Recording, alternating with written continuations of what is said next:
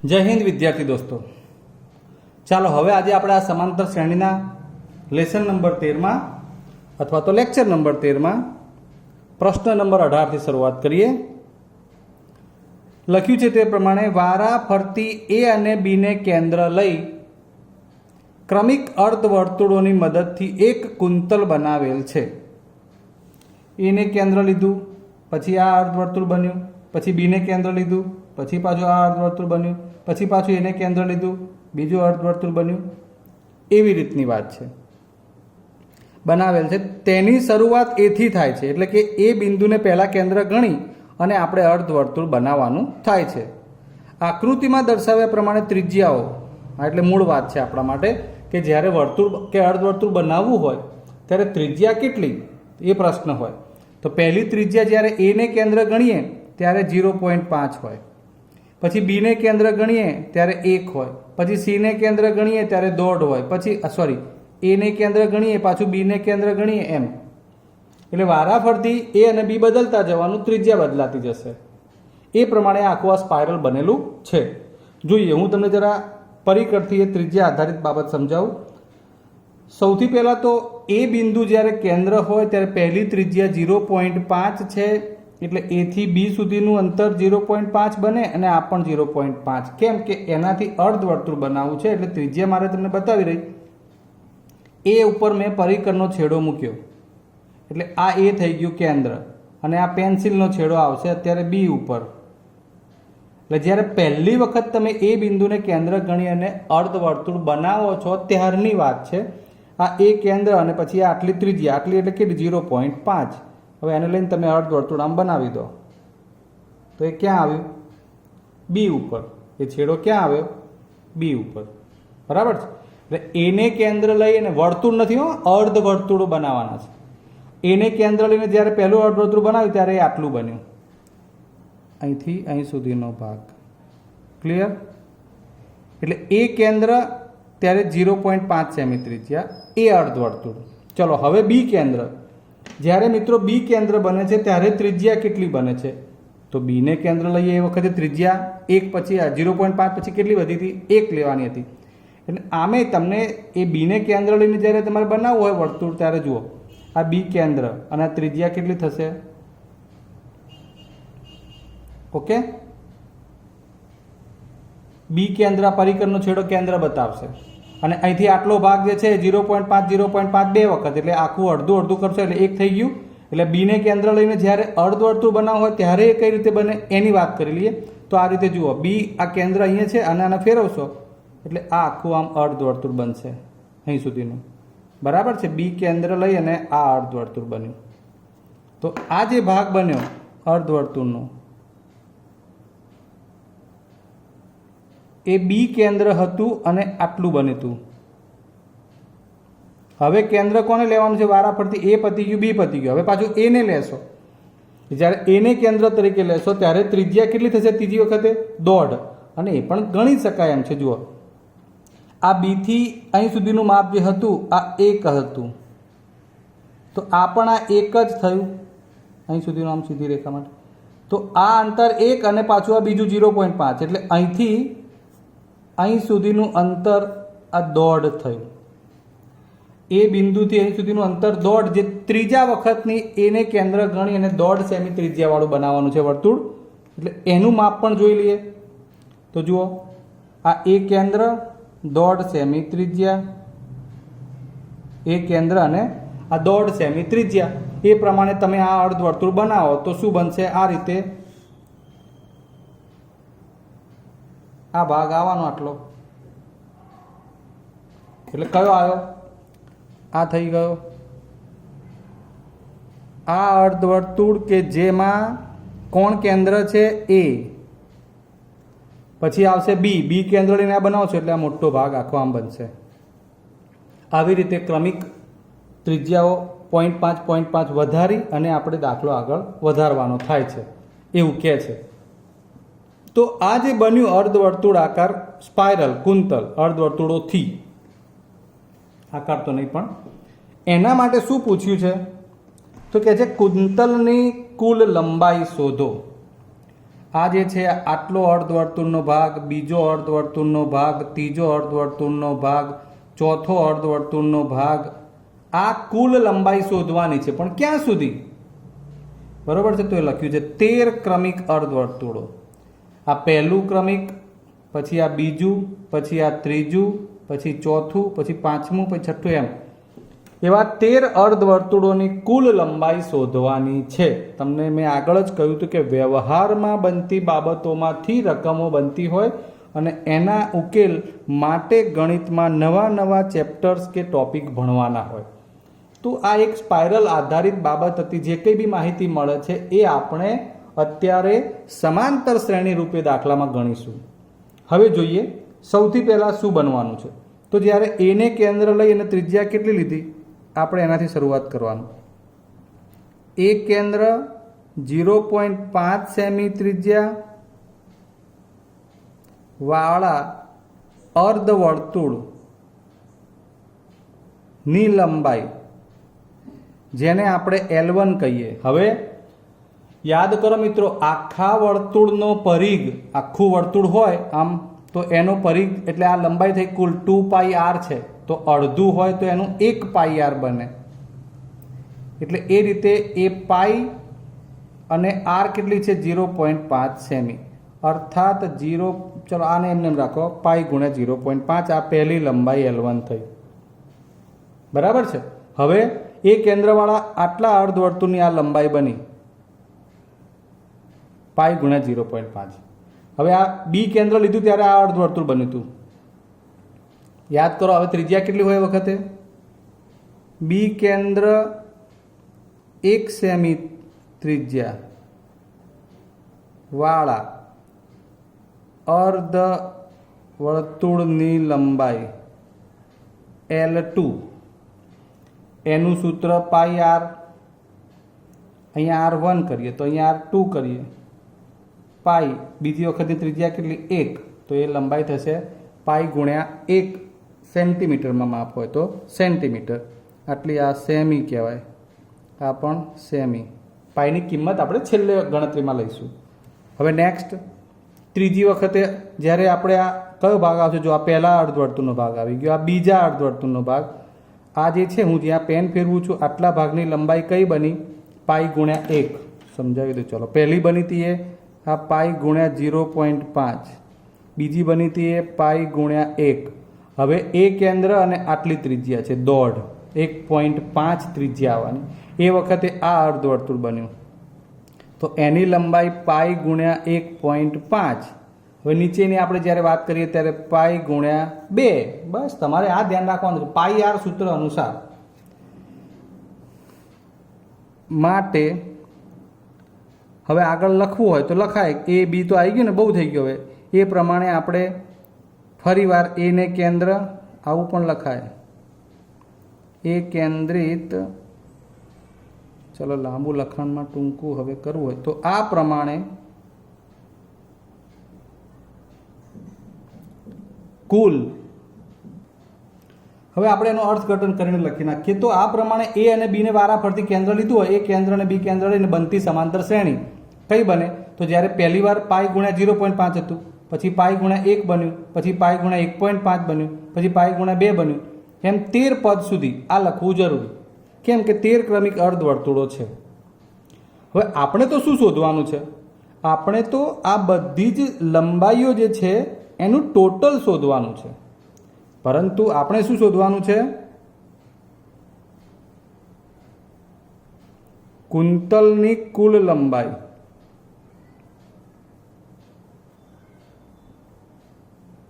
શોધવાની છે. માટે કુંતલની કુલ લંબાઈ બરાબર પાઈ ગુણ્યા 0.5 વત્તા પાઈ ગુણ્યા 1 વત્તા પાઈ ગુણ્યા 1.5 વત્તા પાઈ ગુણ્યા 2 વત્તા 13 પદ સુધી. બરાબર છે. આ મેં અલ્પવિરામ કરીને બતાવ્યું છે. એ સમાંતર શ્રેણી થઈ છે. આપણે કુલ લંબાઈ શોધવાની છે કુંતલની, એટલે આ બધો સરવાળો કરવાનો છે. એટલે પહેલું બીજું ત્રીજું એમ 13 પદ સુધીનો સરવાળો કરવાનો છે. તો આપણે કોમન કાઢીએ, પાઈ બધામાં છે એટલે અહીં આપણને 0.5 1 1.5 2 વત્તા એવું 13 પદ સુધી સરવાળો કરવાનો હોય. વાત સમજાઈ ગઈ? હવે તમને મૂળ ટોપિક ઉપર આપણે આવી રહ્યા છીએ કે આપણે શું કરવાનું થાય. તો બધી જ જે અર્ધવર્તુળાકાર કુંતલની લંબાઈ થતી હતી એક એક એક કરીને આખા કુંતલમાંથી જેટલા અર્ધવર્તુળો બન્યા એ 13 પદ સુધીના હતા. એ બધાનો સરવાળો કરવાનો છે અને એટલે આ બતાવી આપણે કુલ લંબાઈ એટલે આપણને સરવાળા રૂપે મળે, જેને આપણે SN કહી શકીએ. સરવાળો આવ્યો એટલે પાઈ કૌંસમાં આ રીતે જવાનું છે. હવે એ SN એટલે આપણે એને શું કરી શકીએ? પાઈ કૌંસમાં આ શું છે? 13 પદ સુધીનો સરવાળો. એટલે આપણે એને અલગ પાડી દઈએ. ચલો પહેલાં આપણે એ શોધવા માટે હવે આપણા માટે જે અલગ પડવાનું છે એ પદ લખવું છે કે એને આપણે 0.5 થી જે કંઈ બી 13 પદ સુધીનો સરવાળો છે એમાંથી સરવાળા સ્વરૂપે લખવું હોય તો એનું શું કરવું એ લઈ લઈએ. 0.5 1 વત્તા 1.5 વત્તા 2 વત્તા 13 પદ સુધી માટે a બરાબર 0.5 d બરાબર 1 ઓછા 0.5 1માંથી 0.5 બાદ કરશો એટલે ડીમાં કેટલું આવશે? તો એ પણ 0.5 જ આવશે. માટે હવે કેટલા પદો સુધી લખવાનો સરવાળો? S13 બરાબર. S13 એટલે શું બનશે? અહીંયા જો અહીંયા SN લખ્યું છે ને આપણે બરાબર પાઈ કૌંસમાં S13 એવું તમને સમજાવવા લખી દઉં. SN બરાબર પાઈ અને આ કેટલા પદો છે? 13 પદો. તો 13 પદ સુધીનો સરવાળો એની જોડે ગુણી કાઢીએ એટલે આપણને કુલ લંબાઈ મળવાની છે. પહેલાં આપણે એમાંથી પાઈ સાથે ગુણવા માટે S13 શોધવું છે. એટલે S13 એટલે કોણ? તો કે આ બધા પદોનો સરવાળો. એટલે આપણે એ લખ્યું. ચલો હવે S13 બરાબર શું થશે? તો 13 ભાગ્યા 2 કૌંસમાં પહેલાં તમને મારે પાછું SNનું સૂત્ર લખી આપવું છે. SN બરાબર n/2 2a plus n-1 into d. આ S13 એટલે 13 ભાગ્યા 2 2 એની જગ્યાએ 0.5 વત્તા 13 ઓછા 1 0.5. S13 બરાબર 13 ભાગ્યા 2 2 ગુણ્યા 0.5 એટલે આખું થઈ ગયું 1.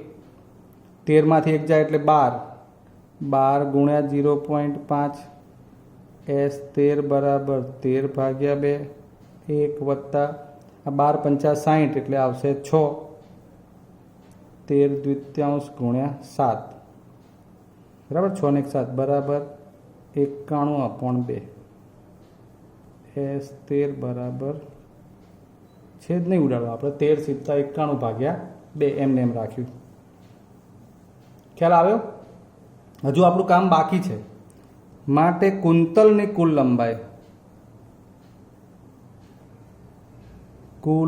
લંબાઈ જેને આપણે SN કહ્યું છે અને એ SN એટલે કોણ છે? આ રહ્યું. આ કુલ લંબાઈ છે પાઈ ગુણ્યા S13 બરાબર ને.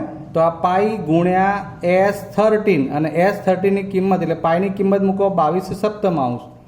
S13 આવ્યું 91/2 22. તો 2 ગુણ્યા 11/7 આ 13 × 91/2.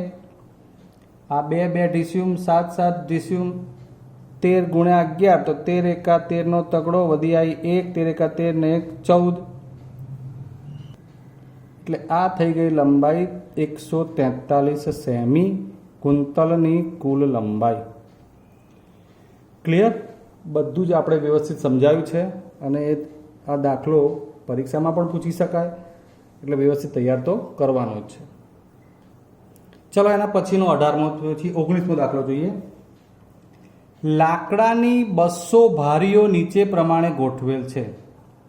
આ લાકડાની ભારીઓ છે. આ એક ભારી, આ બીજી, ત્રીજી, ચોથી, પાંચમી, છઠ્ઠી, સાતમી, આઠમી, નવમી, 10મી, 11, 12, 13, 14, 15, 16, 17, 18, 19 અને 20.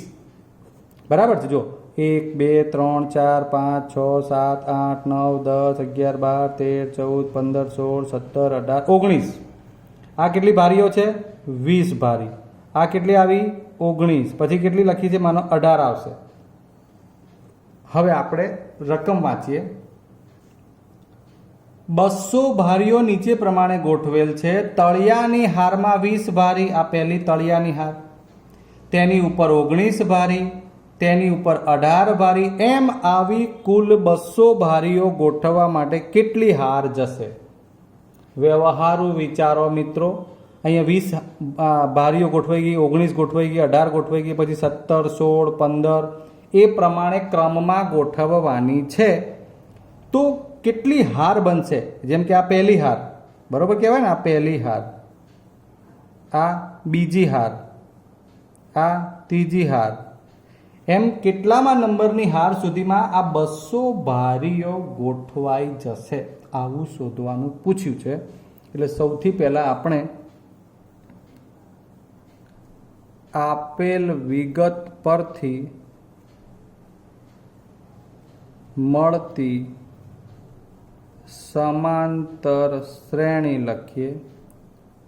20, 19, 18 કેટલા? n પદ સુધી. એટલે આપણને ખબર નથી કે કેટલામાં નંબરની હાર છેલ્લી હશે.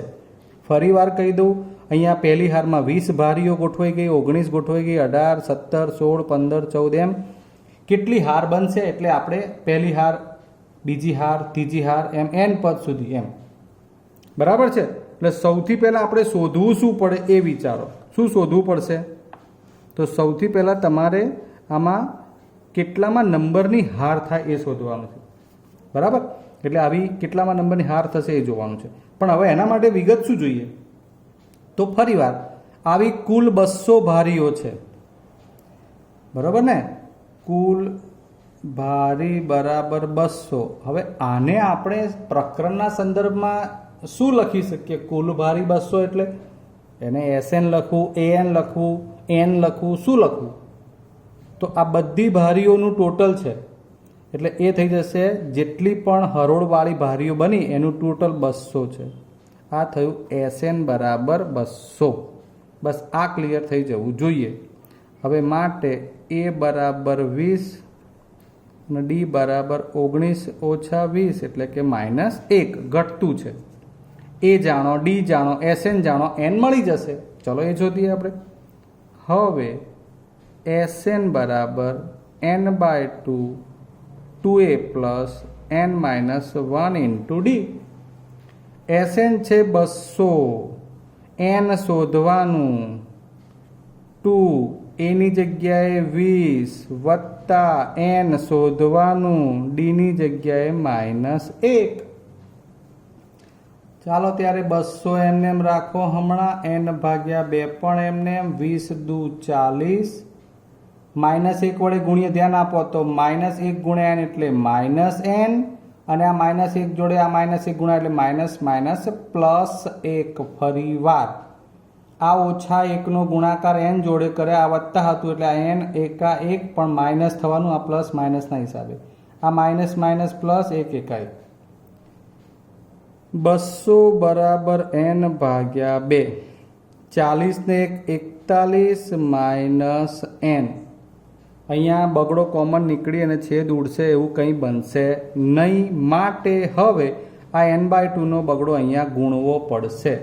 એટલે બનશે શું? 200 દુ 400 n કૌંસમાં 41 n 400. હવે આ ગુણી નાખીએ તો 41n - n². Okay, 41n - n².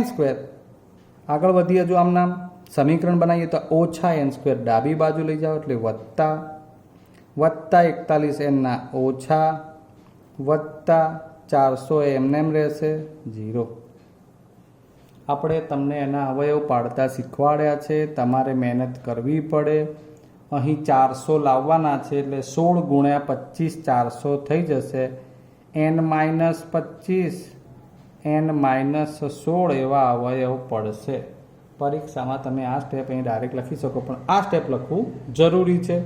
આ 25 અને 16 41 થઈ ગયા, અને 25 ગુણ્યા 16 એટલે 400. માટે n-25 બરાબર 0, n-16 બરાબર 0, n બરાબર 25, n બરાબર 16. આ તો આરું જબરું આવ્યું ભાઈ, તો જબરું આવ્યું. n બરાબર 25 ને n બરાબર 16 એટલે શું ભાઈ? બે જવાબ કેવી રીતે શક્ય હોય? શું 16 હાર હશે? n શું છે? n એ હારની સંખ્યા છે, બરાબર. n એટલે થપ્પીની કેટલી થપ્પીઓ છે દરેક હારમાં, એમ એટલે હારની સંખ્યા છે. તો શું 16 હાર હશે? 25 હાર હશે? તો એ કેવી રીતે ખબર પડશે? હવે ચેક કરીએ. જો આ પહેલી હાર, બીજી હાર, ત્રીજી હાર એમ 16મી હાર ઉપર આવી જાય, પહેલી, બીજી, ત્રીજી એમ 16મી હાર, તમે આ પહેલી, બીજી, ત્રીજી એમ આપણે 16મી હાર સુધી પહોંચી જઈએ, બરાબર છે. પછી 25મી હાર સુધી પણ જઈશું ઉપર, જોઈશું એમાંથી કંઈક મળશે. જો 16મી હારમાં થપ્પી, 16મી હારમાં ભારીઓ તો હશે જ, 25મી હારમાં પણ કંઈક તો મળશે જ. એ જોઈએ આપણે એટલે ખબર પડે. એનો મતલબ કે આપણે કરવાનું છે શું? તો હવે છે ને આપણે જુઓ an સૂત્રમાં, હવે તમને થાય સાહેબ તમે લખી નાખ્યું, અમને તો કંઈ ખબર પડી નહીં એટલે જ કહું છું.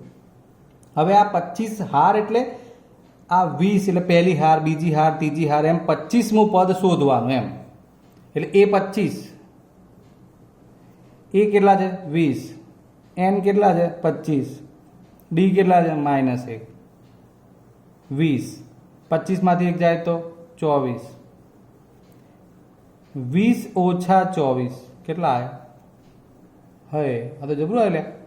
હે યુ એ 25 બરાબર -4 એટલે વળી શું? 25મી હારમાં -4 લાકડાની ભારીઓ હશે. આનો અર્થ અત્યારે આવો થાય. જોઈએ હજુ 16મું પદ શોધીએ. એ 16 એટલે એ બરાબર 20, 16 - 1 ઇન્ટુ ડી એટલે -1, 16 ઓછા 1 15 ગુણ્યા -1. હા, આમાં આપણું મન બેઠું કંઈક ભાઈ. એ 16 15 આવ્યું, એનો મતલબ શું કે 16મી હાર એ છેલ્લી હાર બને અને એમાં 20માંથી 15 જાય એટલે 5 ભારીઓ હશે. ક્લિયર? કુલ હાર કેટલી મળી જવાની? 16. અને 16મી હાર એટલે સૌથી ઉપરની હાર. તો સૌથી ઉપરની હારમાં આપણને પૂછ્યું છે કે સૌથી ઉપરની હારમાં કેટલી ભારી હશે એવું પૂછ્યું છે. એનો મતલબ કે માટે સૌથી ઉપરની હારમાં 5 લાકડાની ભારીઓ હશે.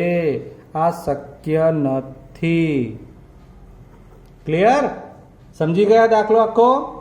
ચલો ત્યારે હવે આપણે આગળ નવા દાખલા ઉપર નજર નાખીએ. 20મો દાખલો તો જુઓ ને, કેવડી મોટી રકમ. હે, આપણો સમય ખાઈ જાય.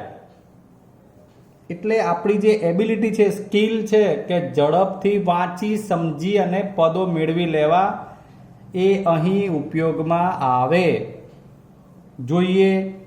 એક બટાકા ઉપાડવાની હરીફાઈમાં આરંભ બિંદુ પર એક ડોલ રાખેલ છે. આ આરંભ બિંદુ છે, બરાબર. આરંભ બિંદુ પર શું છે? ડોલ રાખેલી છે. આ રહી ડોલ. અને ત્યારબાદ તેનાથી 5 મીટર દૂર પ્રથમ બટાકું મૂકેલ છે. તો આ રહ્યું પ્રથમ બટાકું. આ ડોલથી કેટલું દૂર છે? 5 મીટર લખેલા છે આપણે. આ 5 મીટર પ્રથમ બટાકું. હવે એથી આગળ વધીએ. ત્યાર પછી દર 3 મીટરે બટાકું સીધી રેખામાં ગોઠવેલ છે. એટલે પહેલું બટાકું ડોલથી 5 મીટરે, પછી બીજું 3 મીટરે, પછી બધા જ આ રીતે 3 મીટરે બટાકા ગોઠવેલા છે. અહીંથી આ પહેલું બટાકું, આ બીજું, ત્રીજું, ચોથું, 5મું, 6ઠું, 7મું, 8મું, 9મું અને 10મું. આવા 10 બટાકા એક રેખા પર મૂકેલા છે. દરેક હરીફે ડોલ પાસેથી દોડી અહીંથી દોડવાનું, પોતાની નજીકનું બટાકું ઉપાડવાનું. એટલે માનો કે આ પહેલું બટાકું ઉપાડ્યું અને પાછું ડોલમાં નાખવાનું. બરાબર છે. અહીંથી આરંભ કરવાનો, આરંભ બિંદુથી અહીં પહોંચ્યા, ડોલમાંથી બટાકું લીધું, પાછું નાખ્યું, પાછા આવી ગયા, પાછા ફરી વાર અહીંથી ઉપડ્યા, આ બીજું બટાકું લીધું, પાછું નાખ્યું. સમજ્યા કે નહીં? એ રીતે કામ કરવાનું છે. ત્યારબાદ આ જ પ્રમાણે બીજું, ત્રીજું અને એમ છેલ્લું બટાકું ડોલમાં મુકાય ત્યાં સુધી દોડવાનું છે. હરીફ કુલ કેટલું અંતર દોડશે. હવે આપણે આકૃતિથી જ વાત સમજવાની છે આખી. ડોલ છે, ડોલ આરંભ બિંદુ છે, ત્યાંથી 5 મીટર અંતરે પ્રથમ બટાકું, આ આપણે પ્રથમ બટાકું ગણીએ, આ બીજું બટાકું ગણીએ, આ ત્રીજું બટાકું ગણીએ, આ ચોથું બટાકું ગણીએ, આ પાંચમું બટાકું ગણીએ, આ છઠ્ઠું બટાકું ગણીએ, આ સાતમું બટાકું ગણીએ, આ આઠમું બટાકું ગણીએ, આ નવમું અને આ 10મું. આ પ્રમાણે હવે તમારી રીતે તમે પ્રેક્ટિકલી વિચારો કે તમે અહીંથી આ બટાકું લેવા ગયા, પછી પાછા આવ્યા, તો ગયા કેટલું? 5. પાછા આવ્યા બીજું 5. એનો મતલબ કે પહેલી જ વખતે જ્યારે બટાકું તમે ડોલમાં નાખ્યું આરંભ બિંદુથી, ત્યારે તમને શું મળ્યું? તો 5 ને 5 10 મીટર અંતર દોડવું પડ્યું. બરાબર છે. આપેલી વિગત પ્રમાણે બનતી સમાંતર શ્રેણી, હવે સમાંતર તો બનવાની જ છે. તો પહેલી વખતે 5 ને 5 10. ચલો હવે પાછા પહેલું બટાકું ગયું, આ એકનું કામ પૂરું. હવે પાછા અહીંથી બીજે ક્યાં જવાના? બીજા બટાકા માટે અહીંયા, અહીં સુધી દોડશો એટલે કેટલું દોડશો? આ 5 અને આ બીજું 3. સમજો છો? 5 અને 3, 8 જવાનું, 8 પાછા આવવાનું, 8 ને 8 16. 2 બટાકા મુકાઈ ગયા, આ પહેલું મુકાઈ ગયું, આ બીજું મુકાઈ ગયું. હવે ત્રીજા માટે અહીંથી દોડો, તો આ 5 ને 3 8 ને 3 11. બરાબર છે. 11 પાછા જવાના ને આવવાના 2, એટલે 11 દુ 22. હવે છે ને આપણે બહુ મૂર્ખામી નહીં કરવાની, જોઈ લેવાનું. 10 ને 6 16, 16 ને 6 22, 3 3 વધે દરેકમાં, 3 જવાના 3 આવવાના, એટલે 6 વધ્યા, 22 ને 6 28. સમજણ પડી ગઈ? મૂળ વાત આપણી શું છે કે શ્રેણી આપણને કઈ રીતે બને છે એમાં રસ છે. એટલે આપણા માટે આ બનતી સમાંતર શ્રેણી લખવાની છે. આ આવી ક્યાં સુધી? 10 પદ સુધી. 10 નથી છેલ્લું, હા 10 પદ સુધી લખ્યું છે. બધું જ તમને હું ફોકસ કરું છું અહીંયા. તો હવે એનો મતલબ શું થયો કે બધાનો સરવાળો એ આપણો જવાબ. બરાબર છે. માટે કુલ કાપેલ અંતર બરાબર SN અને એ શોધવાનું છે. ચાલો લાગી પડીએ ત્યારે. હવે માટે A બરાબર 10, D બરાબર 16, -10 એટલે કે 6 અને SN શોધવાનું. N કેટલા છે? 10 બટાકા છે ને, એટલે 10 પદ સુધીનું આપણે સરવાળો લેવાનો. હવે SN બરાબર n/2 કૌંસમાં 2a + n-1 × D S10 10/2 2, એની જગ્યાએ 10, એનની જગ્યાએ એ બરાબર પહેલું પદ 10 જ હતું, એન પણ 10 જ છે અને ડી આવશે 6. 10 ભાગ્યા 2 5, અહીં સાદુરૂપ થઈ જ જાય છે. 10 દુ 20, 10માંથી 1 જાય એટલે 9, 9 છંગ 54, 5 54 ને 20 74. S10 બરાબર 54 ગુણ્યા 5 કેટલા થઈ જશે? સોરી 74 ગુણ્યા 5, 5 ચોક 20 ની 0 વધી 2, 7 પંચા 35 ને 2 37. આમ માટે હરીફે કુલ 370 મીટર અંતર કાપ્યું હશે. દરેક હરીફે, બરાબર, જેટલા પણ આવતા હોય બધા એમણે. સમજી ગયા મિત્રો?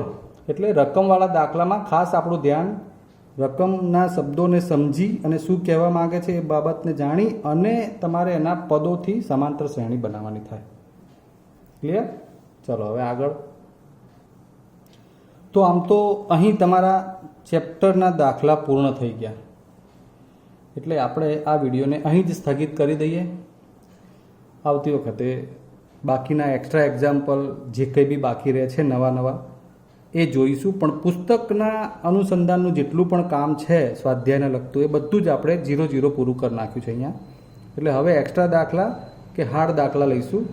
એટલે એનો વિષય આપણે આવતી વખતે રજૂ કરીશું. ત્યાં સુધી રજા લઈએ. જય હિન્દ.